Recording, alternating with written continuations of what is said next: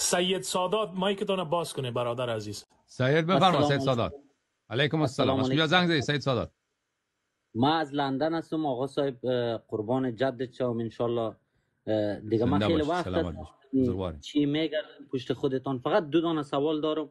یک سوال من من خودم سیدای سنگلاخت هستم، شیعه 12 می با افتخار، ماشاءالله نوبه اهل بیت. آقا جان ما یک سوال اول من است که می حضرت علی، امام علی امی چند دانه زن داشته؟ چرا که بعضی از مردم اهل سنت و الجماعت میگه که علی خودش صیغه میکرده و علی یک دانه زن نداشته، چندین دانه داشته. امیر میخوایم از شما بدونم.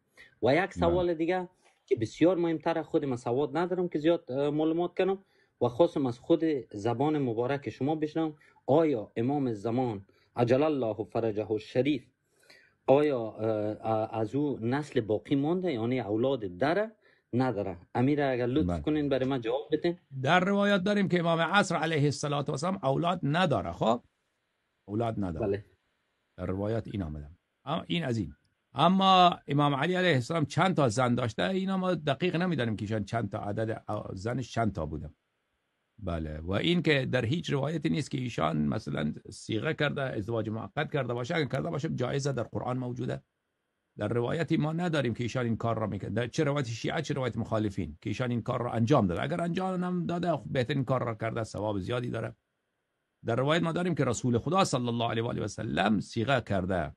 اما درباره امیرالمؤمنین علیه السلام این نیامده که ایشان صیغه داشته. خب بله. یک جان تشکر آقای اللهیاری. خواهش میکنم سلامت باشید. زنده باشید آقای اللهیاری. در لندن هم هستیم، نمازهای خودم میخونیم. خداوند ما را اجر بده، شما را. بعض وقت که دمی گروه مروبتون بالا میان واقعیت خیلی ممنونتون هستم. خیلی چیزا رو یاد میگیرم. خداوند شما را شایتون اثر ما کم نکنه آقای اللهیاری. خدا سید بزرگوار را عزت بده. سیدای سنگلاخ سیدای با غیرت ما هستن. از سید سنگلاخ سید با غیرت در دنیا وجود نداره. واقعا ما از اولاد شاخباد ولی هستم. زنده و سلامت باشین آقا. خدا سلامتی. متشکرم. سلام علیکم. وقت شما خوش. خدا حافظ.